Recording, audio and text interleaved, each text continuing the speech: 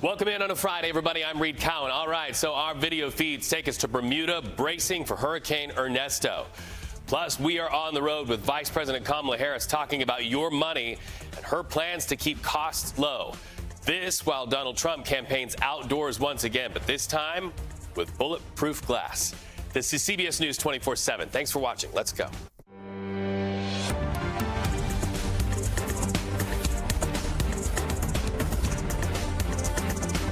Right up the top, our live monitors take us to North Carolina, where Vice President Kamala Harris just arrived in that battleground state. You see our cameras there readjusting because the Vice President just got in the car there. She is now headed to many events. She is planning on revealing economic policy to voters there in that very important battleground state of North Carolina. So as for the Trump campaign, Senator J.D. Vance is in Milwaukee for a rally. He is speaking right now. Let's go ahead and listen in. To serving and protecting us and protecting all of us. The challenges of policing in the city of Milwaukee are many. Low bail for dangerous criminals, the need for honest and concentrated efforts to pursue those offenders wanted on bench warrants, low officer morale and an often anti-police society, rushes to judgment in officer-involved shootings, not to mention the staff crisis that requires officers to spend more time away from their families. So mayors of the city will at times go with only one squad to patrol the entire area of 44,000 citizens. As squads get pulled to other parts of the city to address high priority calls. All right, so you're looking live at Milwaukee Police Association. Senator Vance hasn't taken to the podium yet. He's there talking with police and police officers about his thoughts about public safety. As soon as he takes to that podium, we'll be watching that for you, and we can turn it around and bring it to you live here on CBS 24/7. Hey, we've got a follow-up now to the case of disgraced New Jersey Senator Bob Menendez. So you'll remember he stepped down after a conviction of bribery. Now we know who's going to replace him, at least temporarily. New Jersey Governor Phil Murphy putting in his former chief of staff, George Helmy, until shortly after that November election. Listen. I have absolute confidence that George Helmy will be the best possible caretaker for this seat in the United States Senate. You will never find a person who has served others so well. Not only those of us in elected office for whom he has served as a trusted aide, but also the people of New Jersey, for whom he has worked in roles I'd wager most New Jerseyans rarely think about, but at the same time are impacted by every day. Of all the policy and legislative accomplishments, as the governor mentioned, which I have been so fortunate to be a part of, it is without question my early assignments as a Senate caseworker that have brought me the greatest joy and have been the most memorable in sense of accomplishment. When I was hired, New Jerseyans were still reeling from the housing complex and the financial crisis of 2008. And our office was helping constituents refinance or modify their mortgages through the payments to federal programs the federal government had stood up. 13 years later, I vividly remember those difficult conversations with families who were on the verge of losing their homes. So there you have it, Helmy at the helm, so to speak, at least temporarily. Meantime, the former Senator Menendez says he's going to launch an appeal. So let's jump the map now back to the campaign trail. Vice President Kamala Harris in battleground North Carolina. She is literally off that plane and in an SUV, ready to lay out her first major policy proposal. So here's what we know about the plans. She's going to propose a first ever federal ban on price gouging, tax incentives for renters, a child tax credit of up to $6,000, a new housing construction initiative. Harris also wants to help out first-time home buyers up to $25,000 to get people into the housing market. Now, this is ambitious, and also we all need to keep this in mind. For any of these initiatives to happen, Congress has to approve. Your representatives have to vote yes, right? So Harris is now banking on Democrats taking back the balance of power to get that done. We're watching closely.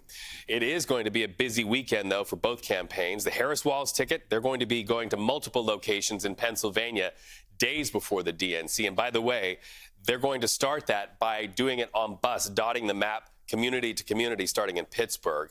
Now let's look at the ground being laid. You see live inside the United Center in Chicago. This is where the DNC will start Monday. You can see it's an empty arena right now and hard to get inside. In fact, our teams in and around that United Center say security is already very, very tight. We also have an update for you because we know you're going to want to watch this on CBS News. The vice presidential debate hosted by CBS News is set for October 1 in New York City. Governor Tim Walz and Senator J.D. Vance confirming this date and their participation.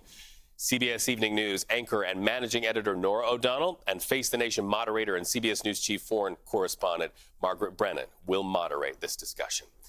All right, speaking of J.D. Vance, he is now at the podium holding that event right now in Battleground, Wisconsin. He is now at the mic there at that police event focusing on public safety. This is earlier. Let's listen. I grew up in a family where we didn't have a whole lot of money, and I was raised by tough as nails grandmother who, despite the fact that we didn't always live in the easiest neighborhood, we had something that our country believed every child deserved. Whether they were rich or poor, our country believed that every child deserved public safety. And as Republicans, we don't think the government should do everything, but the things that it needs to do, it has to do well, and public safety is at the very top of the list. How can you have a country? How can you have an American dream? How can you have poor children who look to the future with optimism and hope if they can't walk down the streets of their neighborhood safely? And these police officers fight to make that a reality every single day. And Kamala Harris is making their job harder, and Donald Trump is going to make their lives easier. That's why we're going to reelect him. All right, speaking there to Milwaukee Police Association, J.D. Vance. CBS News campaign reporter Olivia Rinaldi joining us now on the stream. Olivia, what is the significance for this? Because we're seeing sort of now tactics diverging. Kamala Harris wants to keep the conversation on the economy. J.D. Vance obviously talking about public safety. Yeah, Reed, extremely notable there that J.D. Vance is not talking about the economy. He left that to former President Donald Trump in remarks in Asheville on Wednesday, and then yesterday at that press conference in Bedminster, where he divulged into talking about Vice President Kamala Harris and immigration. The important part here, though, is that J.D. Vance is talking about rising crime, and he's doing it in Wisconsin. Now, this is a critical battleground state. It's very important for them to have outreach there. But what's also notable about this appearance is he's doing it at the Milwaukee Police Association. That's the union that represents Milwaukee police officers. This is very notable because the union vote is a key voting bloc in those battleground states, talking about Michigan, Wisconsin, and Pennsylvania. So there he's kind of tying these two key issues together, getting out the union vote while also talking about rising crime and safety. This is something Trump talks about often when he's on the campaign trail. Something he's proposed is indemnifying police officers, that if they were in an officer-involved shooting, that they would not face any repercussions for that. He's been questioned on that extensively with various police shootings that we've seen across the country. So notable there, but this is why Senator Vance is there talking about these specific policies, trying to change the narrative, rather, from the economy and what Vice President Kamala Harris is talking about today in North Carolina, switching it over to Wisconsin and public safety. All right, so let's talk about another headline. You know, following the attempt on his life, former President Donald Trump pulled back a little bit from those outdoor rallies, but now we understand he's going to start those up again, and no doubt drawing attention to the crowd sizes. That's a talking point he always does. But we understand there's a little bit of a change in how they're going to do these outdoor rallies. Yeah, so the Secret Service is arranging for Trump to continue these outdoor rallies, but they're going to look a little bit different, and that's going to be bulletproof glass that is going to be around Trump and the podium where he's speaking. Now, typically that is reserved only for presidents, but they're making an exception for Trump, or working on making an exception, rather, for Trump in the wake of that shooting in Butler, Pennsylvania, that near assassination attempt. Trump has also said he would like to return to Butler, Pennsylvania. In that conversation he had with Elon Musk on X, he said he's hoping to go back in October. It's also in a crucial battleground state of Pennsylvania and in the crucial area of Pittsburgh. Now, that's a suburb in an area where Trump needs to win if he's going to be successful in November. So the timing of this is all very interesting. But his preference is always to do outdoor rallies. Trump believes that he can draw a bigger crowd there when he does that. So that's what's key in that as well. We've been in a lot of arenas lately, and they're quite smaller crowds that he can hold there rather than in outdoor rallies. So Trump and his campaign are very keen on getting back to those outdoor rallies with the Secret Service. CBS News campaign reporter Olivia Rinaldi keeping her flight miles up and very, very busy these days. Thank you so much. So you heard her talk about that Butler, Pennsylvania rally, and we are now getting a picture of that moment of heroism by a SWAT sniper during that assassination attempt on former President Trump's life in Pennsylvania last month. This information comes from Louisiana Congressman Clay Higgins' report. He compiled the information and now is letting the American people know what happened there. That report says the sniper's single shot, fired from a football field away, think about that, hit the attempted assassination's gun. That shot is said to have delayed the shooter, Thomas Crooks, just long enough for then Secret Service snipers to take a cleaner shot, take out the shooter, and save dozens of lives. Let's expand our focus now to international matters. Mediators, including the United States, just wrapped up a second day of Gaza ceasefire negotiations in Qatar. President Biden says they are closer to a deal, but they are not quite there yet. Listen. We are closer than we've ever been. I don't want to jinx anything, but as my grandfather said, with the grace of God, good little neighbors, a lot of luck. We may have something, but we're not there yet. But it's much, much closer than it was 3 days ago. So keep your fingers crossed. Fingers crossed going into a weekend. CBS News senior national security correspondent Charlie D'Agata joins us now. Charlie, this is a war between Hamas and Israel. So without Hamas directly at the table, my question today is, how does anything really get done? Yeah, well, Reed, I think we can talk about progress. We don't want to be premature about this, but you heard President Biden himself. We haven't heard this kind of positivity, this language before. So there has been progress made.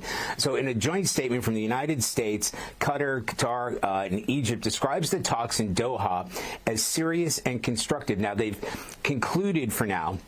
They're going to resume next week in Egypt. That in itself is a positive sign. So there will be mediators who are working through the technicalities of it.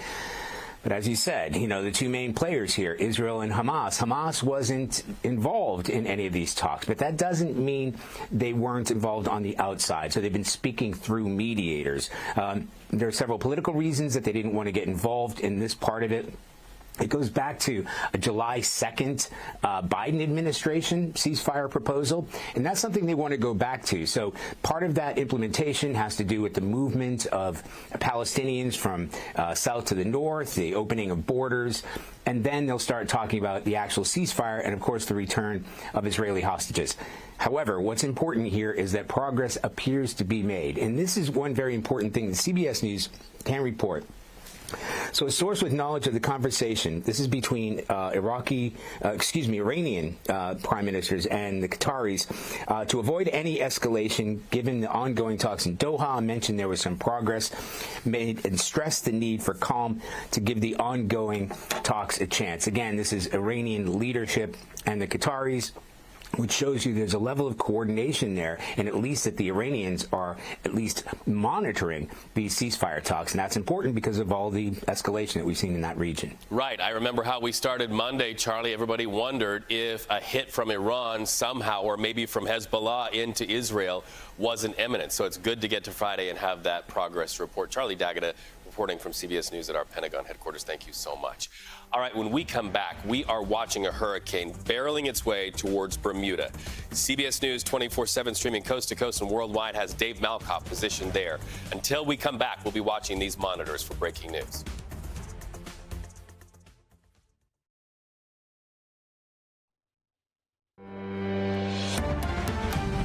Our video monitors now take us to Texas, and you got to look at this. Huge plumes of smoke from a large fire.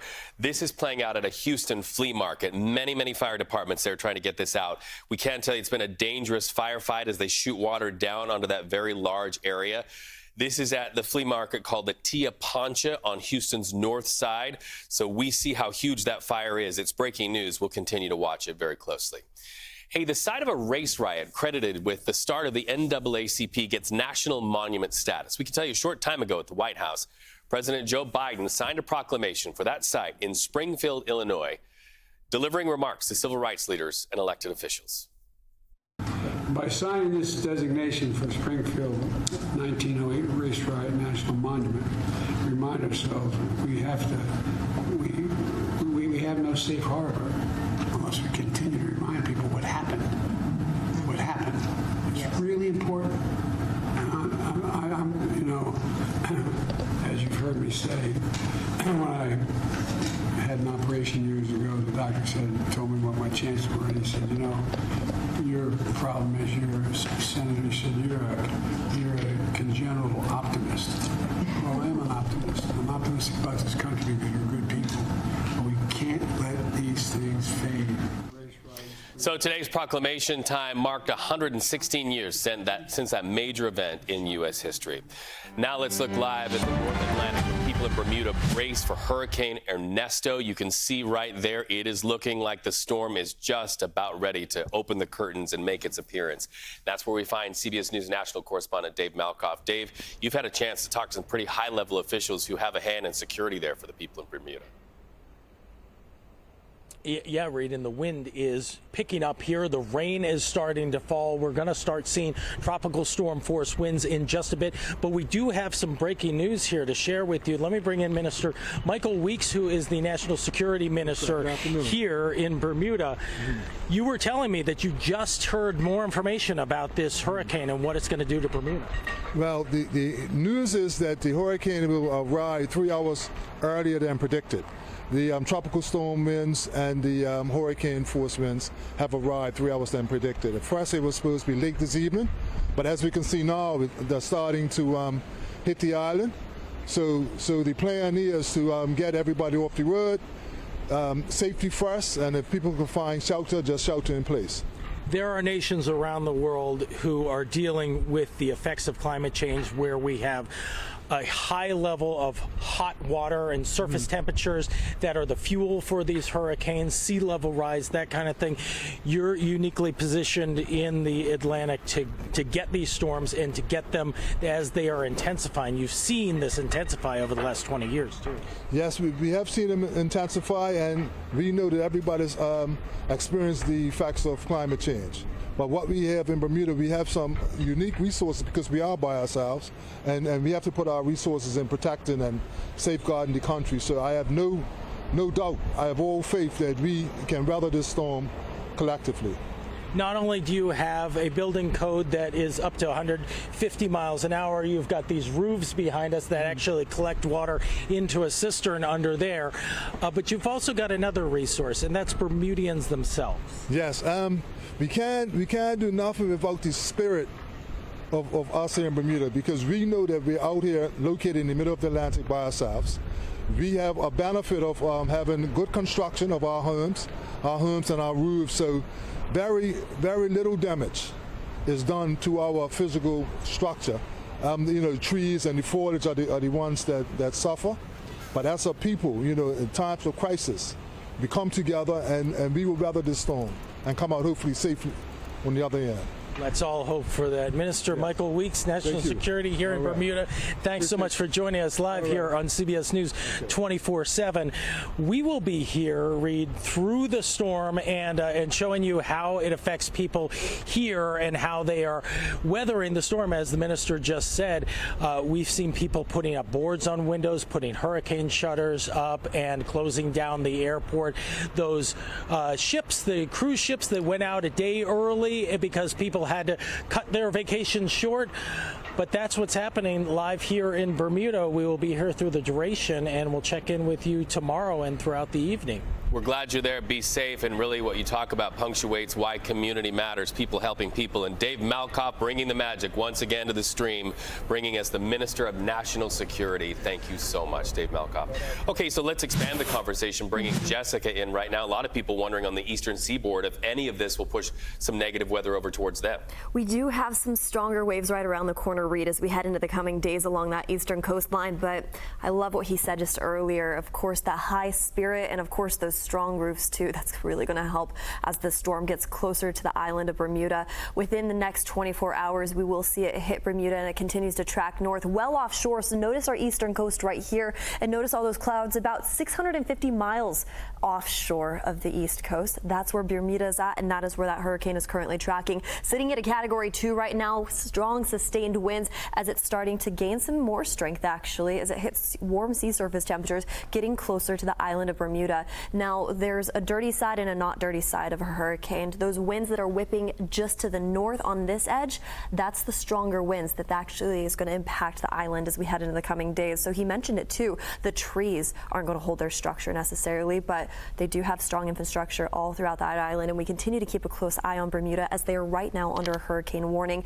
expected to see anywhere up to around around 12 inches of rain as it tracks past that island on the west side and continues to push north. So as we take a look at the track right now, it's just south. By tomorrow morning, 9 a.m., that's when it's expected to hit around as a Category 1, around 85 miles per hour as it continues to head north around 15 to 20 miles per hour in that northerly direction. Still well offshore of the East Coast, Reed, but we are keeping a close eye on it.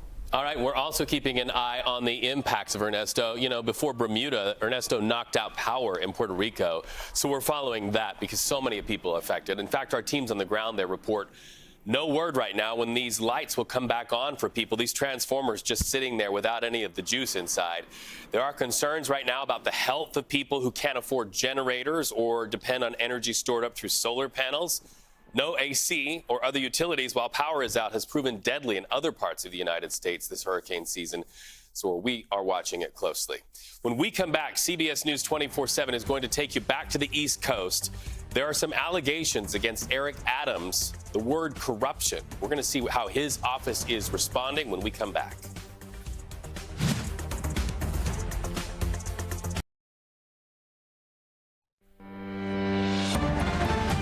News out of Nevada jumps off the map right now on a Friday. 10 U.S. service members recovering in a Reno hospital for injuries during a training exercise. Navy officials tell CBS News this incident involved 2 helicopters at Naval Air Station Fallon last night. Navy officials call this a training incident involving 2 MH-60 Sierra choppers, but so far, other than being able to see a downed tree right there, we don't have a lot of other information. Staying in Nevada, for the murder trial of a former politician accused of stabbing a journalist to death continues today. Jurors are hearing from prosecutors in the case of Robert Tellis in Las Vegas. Tellis reportedly did not like stories investigative reporter Jeff German did about him. He, meanwhile, says he's been framed by police. All right, let's move on the map across the country to Florida right now, where jurors started deliberations. This is in that manslaughter trial of Susan Lawrence we've been following for days on the stream. She's accused of shooting and killing her neighbor, A.J. Owens, last summer during a dispute over children playing outside. So Lawrence claims Owens tried to break her door down and she feared for her life. The question for jurors is really going to hinge on whether the bullet she fired through that door was justified under Florida's controversial self-defense laws. Let's move on the map now to New York and the Big Apple, where federal prosecutors investigating Mayor Eric Adams and his 2021 campaign have served a new round of grand jury subpoenas. An FBI investigation into Adams is all about alleged public corruption and foreign influence. The mayor's spokesperson denied Adams did anything wrong, says the mayor is cooperating. Our monitor's also bringing us the conclusion to a story we first brought you on the stream yesterday, a fierce manhunt for an escaped child killer. It's finally over. After days on the run, police found Ramon Alston hiding out in a hotel in the Charlotte area. Alston escaped Tuesday when he jumped out of a van while he was on his way to a hospital. A local sheriff spoke just moments ago about this broken glass, how they got him, and the arrest of an alleged accomplice. Listen. We mentioned that Jacobia Crisp, an accomplice, was taken into custody in Alamance County. She is in Alamance County detention now and will be coming to Orange County soon, and will have her first appearance there. The investigation into what actually took place, rather than speculation from everyone about what took place, will hopefully lead us to the facts about what happened. So I would ask everybody to be patient as that investigation continues. All right, so while we talk about this escape and apprehension, we are mindful Alston killed 1-year-old Malia Williams on Christmas Day of 2015. He now faces a felony for escape. Look at this new video out of Spain showing cars submerged in water. You can see right there a car just literally nosedive, and then the floodwaters there. The Spanish islands all around Mallorca hit heavily by flooding after severe thunderstorms. Now we take it to Tokyo. And look at that, a lot of rain. In fact, sideways rain. It's amazing. This guy's able to stay up on his bike. We are understanding heavy rain right now as Typhoon Ample inches closer to Japan. You can see how the skies look right there. That storm grounded flights, triggered a lot of power outages, even forced some evacuations. Let's go to Taiwan now, a powerful earthquake. And look at this video that came to our monitors right there. You see the swaying items and then desks just shaking. Listen, you can actually hear what that sounds like. This is a 6.3 shaker, jolted buildings. So far, there are no reports of any major damage. By the way, this is the second quake to hit the island in less than a day. And we know, Jessica, you have a heart for Taiwan. You were just there not long ago. I was just there for my birthday this year and experienced one of the earthquakes there. It's eerie, it's scary, but they are really good at their alerts. I will say that. I got an alert well in advance before the ground started shaking. Let's change gears real fast. Let's head to the ground over in the States. I want to talk a little bit more about what Hurricane Ernesto is doing. It's bringing in a whole bunch of issues along our eastern coastline when it comes to heavier waves. But changing gears real fast, I want to take a look at what's below me right now. The National Weather Service has issued heat advisories and heat warnings all throughout the South, anywhere from Texas over into Mississippi, Alabama. We are continuing to keep a close eye on all of this heat right here. Taking a look right behind me as we head into the coming days, the National Weather Service will continue to keep a close eye on that region as the heat starts to slowly shift its way closer to states like Colorado and Utah. What's happening right now is there's this huge dome of high pressure sitting over the states, bringing in well above average temperatures for the next 6 to 10 days. Right now, we're keeping a close eye on the heat risk for our Friday forecast down into areas like Louisiana, where daytime highs today, if you don't mind zooming out one more time, Simon, daytime highs today are hitting close to around the 90s and triple digits. So here's what it's looking like into states like Texas and Louisiana.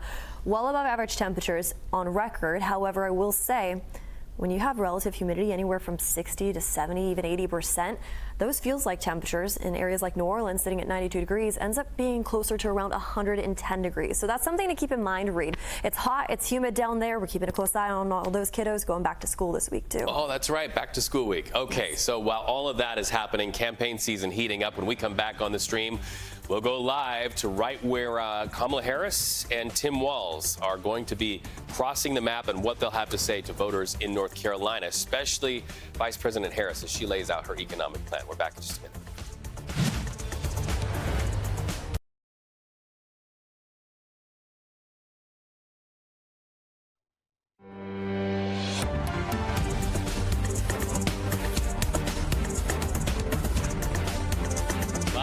Kamala Harris in the battleground state of North Carolina today. She's laying out her first major policy proposal. In fact, we got this video just moments ago of Harris stepping off that airplane, arriving at the airport just a little bit ago. Let's bring in CBS News Chief White House correspondent Nancy Cordes. Nancy, we just saw Kamala Harris leaving that tarmac. She's in an SUV headed your way right now. So let's talk about this. It sounds like Kamala Harris really wants to keep the conversation on our wallets and things that affect us in real life.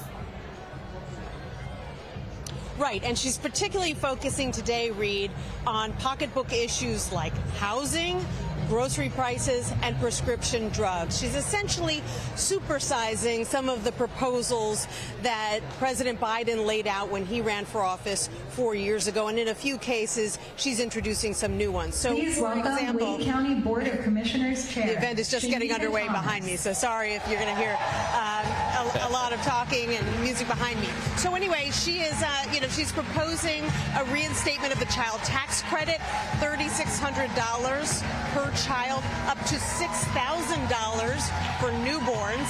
So that's a lot bigger than what we saw during the Biden era. And then she's got a slew of proposals that have to do with making housing more affordable. The cost of housing, whether it's rentals or buying, has really skyrocketed over the past few years since the pandemic.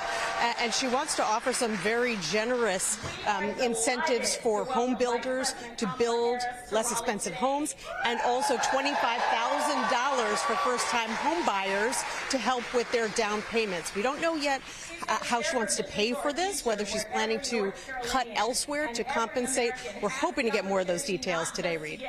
And you're doing great competing with all the microphones and all the music there behind you. Nancy, we do know that in order for any of these things to take effect, Congress has to approve. Has Kamala Harris said anything to these audiences about the balance of power in Congress and the importance to her and Democrats about maintaining control in Congress? Doing the math.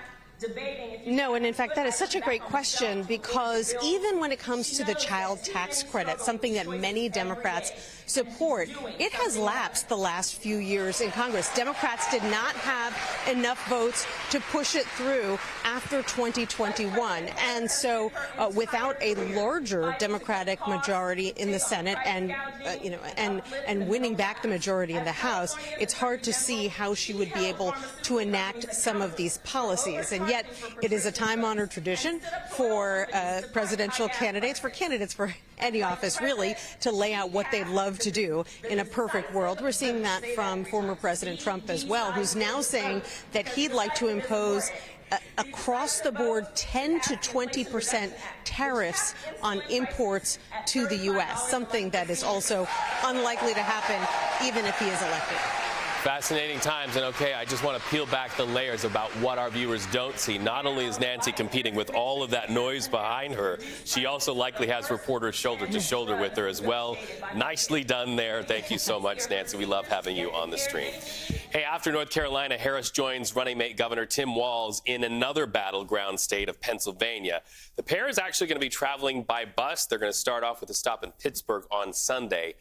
That tour will be Harris's last before, of course, the big Democratic National Convention in Chicago. That starts Monday, so a lot of miles now. Speaking of the DNC, CBS News has learned 3 Senate Democrats trying to keep their jobs. They will not be at the DNC. Instead, they're going to stay in their states trying to hold on to their jobs. We're, of course, talking about Montana Senator John Tester, Nevada Senator Jackie Rosen, who you just saw a moment ago, and Ohio Senator Sherrod Brown. Their race is so tight. The control of the Senate, like we just talked with Nancy about, really hinges on their reelection. So all of these pieces have to come together if Democrats are to see their plan come forward. Meantime, you see here J.D. Vance. He's the Republican vice presidential candidate. He held a rally in Wisconsin today, an event with the Milwaukee Police Association. He's talking about public safety. By the way, this is his second visit to the battleground state this month. He took to the mic there at the Police Association, and we want to let you hear what he had to say. This is a story that I hear all over our country. A lot of police departments can't recruit the people that they need to keep us safe.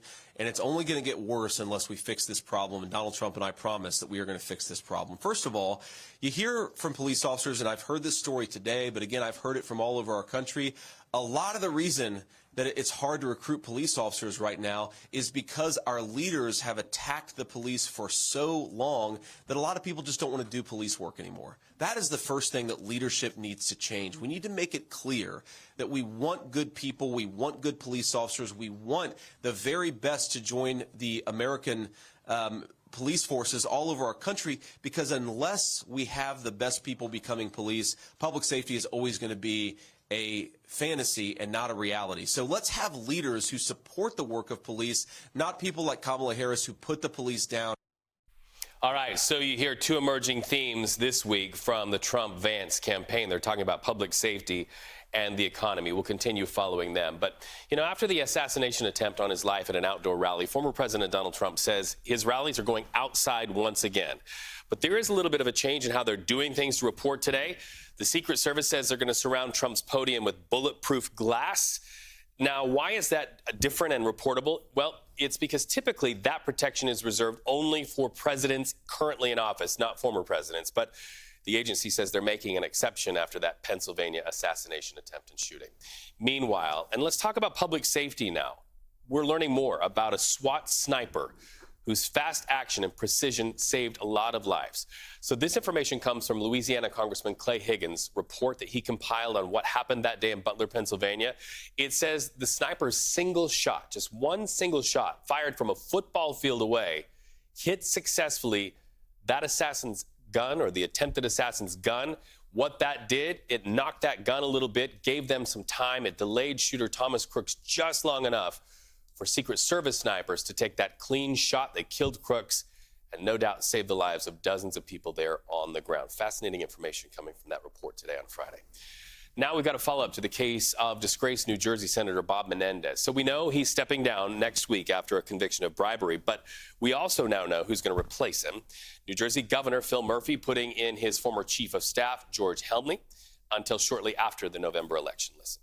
Well, George will hold this office until the voters of New Jersey have a chance to choose the next United States Senator for a full 6-year term in this year's election on November 5th.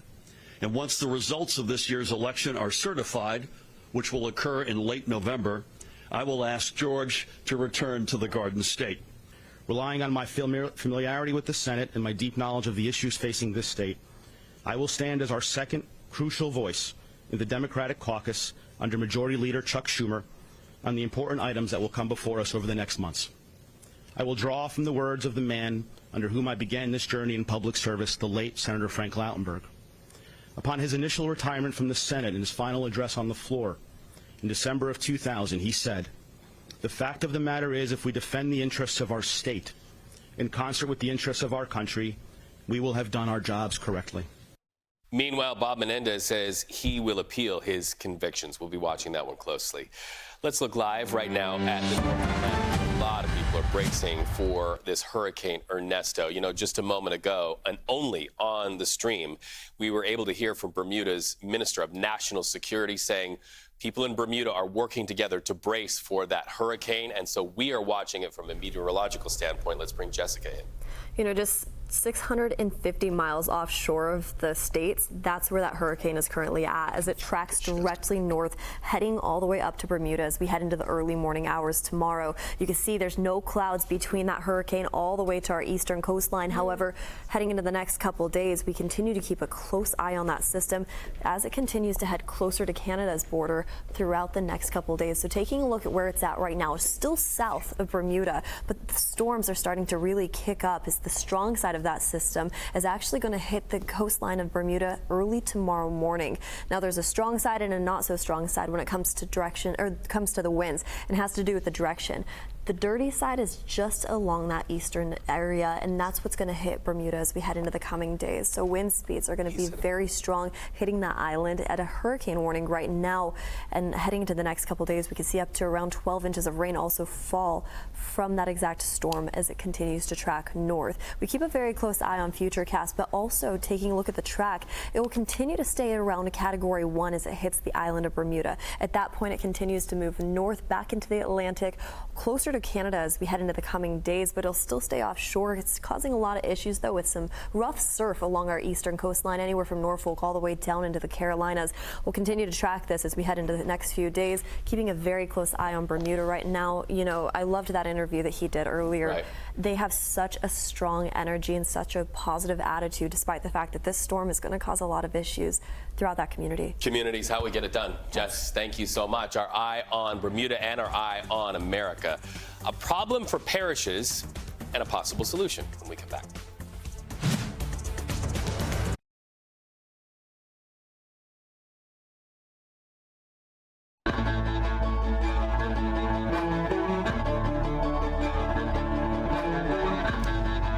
CBS News proud of our Eye on America series because it keeps us rooted in your communities and our value of community-based journalism. Well, today, our eyes are on a California community where the Catholic Church there faces a decline in priests, but congregations are growing larger. CBS News correspondent Mark Strassman looking at solutions and innovations created by the cloth.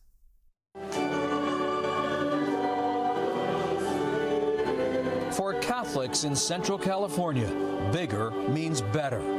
God the Father is keeping us. And St. Charles Borromeo Church feels heaven sent. Bishop Joseph Brennan leads the Diocese of Fresno. This is a Catholic megachurch. The biggest Catholic parish church in North America, St. Charles cost $21 million to build, seats 3,200, and sprawls over nearly an acre. Are you still struck by the scale of this place? Very much so. Father Alex Chavez. As big as this place is, could you have made it even bigger? Yes, but there's room for growth. Right, I could always add masses. But what's too small? The number of priests throughout the Catholic Church, a labor crisis decades in the making. Like this sanctuary, the U.S. Catholic Church's manpower challenge is enormous. Over a half century, the average size of a parish increased by 60%, while the number of priests dropped by 40%. Well, it's huge, and it's really across the board. Why is this shortage what it is? Well, it's complicated, but there are all kinds of issues. Among them, inadequate recruiting of young men, societal issues including materialism and career success, family issues such as broken homes, and the legacy of the church's sex abuse scandals. We watched the Fresno Diocese ordain 6 new priests, their most since 1968. Bishop Brennan says he could use 25. We're responding to a very real need. So Jesus would walk through the door and say, well, it's not what I had in mind, but way to go, guys. It's a creative approach. I asked 3 of those newly ordained priests, Herman Cabrera, Jimmy Milan, and Joseph Kling, why so few men today hear the call that they did. I think nowadays, especially for my generation, commitment's a strong word. And you've heard that they need priests. Was that an added imperative to become one yourself? I mean, so yeah, I would say it was definitely part of my discernment. And so I think we all come into this knowing that the priesthood has a certain image. What were you talking about in particular? I mean, I've had people call me pedophile just for wanting to be a priest. And there's wounds, there's scars, because that's a horrible thing. So you see this turning around? I have hope, yeah, I believe absolutely. so too. Until it does, this megachurch merges 4 parishes into one behemoth. At 3 Sunday Masses, 8,000 parishioners in total fill the pews. Do you see this megachurch solution as a prototype? Most definitely. Yeah, being here now 1 year. Yeah, very much so. Consider St. Charles a new testament to the power of what's mighty. For Eye on America, Mark Strassman in Visalia, California.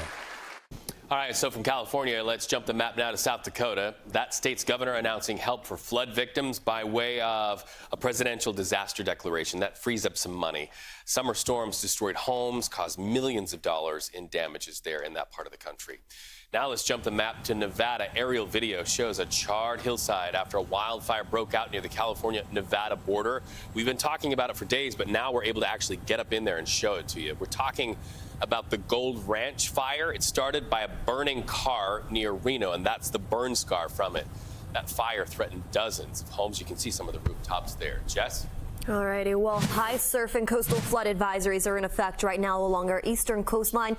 Even though Hurricane Ernesto is 650 miles offshore, we continue to keep a close eye on how it's impacting us. And like I mentioned, just along that coastline from Florida up into Norfolk, past that into New York, we're keeping a close eye on that surf. But it's hard not to look at the map and pay a very close eye, or attention at least, to Texas, Louisiana, Mississippi, and Alabama. Right now, as we take a look at temperatures in that region, we are well above average. All that color you see on the map, those are heat advisories and heat advisories and heat warnings issued anywhere from Memphis all the way over into Dallas, sitting in the upper 90s and triple digits today for our daytime highs there.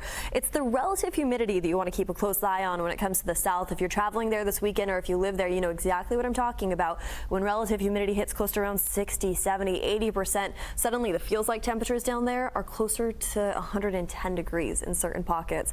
We're keeping a close eye on New Orleans right now, but you know, changing gears into the next 6 to 10 days, the National Weather Service is actually showing a change in the forecast. The Climate Prediction Center is showing areas like Colorado down into Texas will actually see above normal temperatures throughout the next couple days.